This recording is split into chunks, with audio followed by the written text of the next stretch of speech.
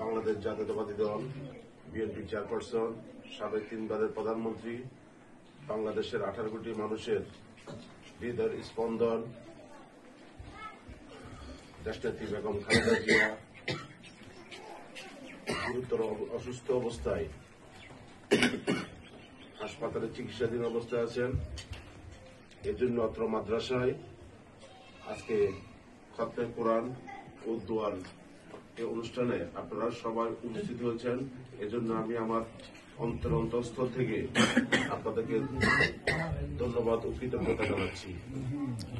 আপনারা আমাদের দেশমাতা বেগম খালেদা জিয়া প্রাণ ভরে দোয়া করবেন, আল্লাহ যাতে ওনাকে সুস্থতার সহিত আমাদের মাঝে ফিরিয়ে দেয় এবং আগামী বাংলাদেশ যাতে উনি আবারও অতীতের ন্যায় এই বাংলাদেশের মানুষের 18 কোটি মানুষের যাতে সেবা করতে পারেন, এই জন্য আপনারা প্রাণ ভরে একটু দোয়া করবেন। আল্লাহ কোরআন প্রথমে উসিলা করে মাওলা আপনার বান্দিকে আপনি সুস্থ করিয়া দেন। সুস্থ করিয়া দেন আল্লাহ। আল্লাহ তার জীবনের সমস্ত গুনাহ মাফ করিয়া দেন। অসুস্থ অবস্থায় আল্লাহ হাসপাতালে পড়ে আছে, আল্লাহ দয়া করি মাওলা আল্লাহ আপনি তাকে সুস্থতা দান করেন। আল্লাহ যে অসুস্থতা আপনি দান করেছেন এটা আপনার রহমত মাওলা, দয়া করি মাওলা আপনি সুস্থতার দান করেন।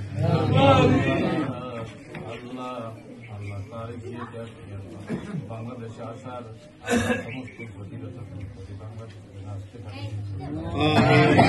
আল্লাহ সমস্ত জটিলতা দূর করিয়া দেন। আল্লাহ তার মায়ের কাছে যেন উপস্থিত হতে পারে আপনি সমস্ত দুশ্মনকে আপনি আল্লাহ সমস্ত দুশ্মনকে পরাজিত করিয়া আল্লাহ